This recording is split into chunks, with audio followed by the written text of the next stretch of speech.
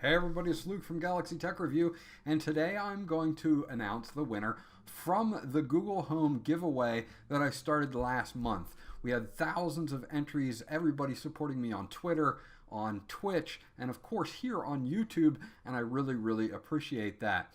The winner of the Google Home is Cindy Morris. I'm not going to give you her location or any information about her. I did send an email to her. She has 48 hours to respond with a shipping address so I can get this Google Home out to her.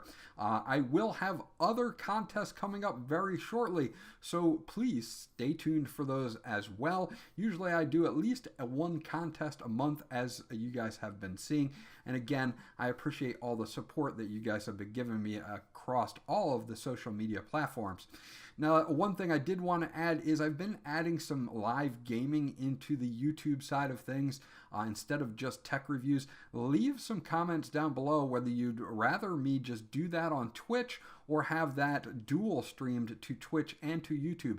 If you like that sort of thing, add that. If you don't like that sort of thing and you'd rather just have me do it on Twitch only and not to YouTube, then let me know that as well.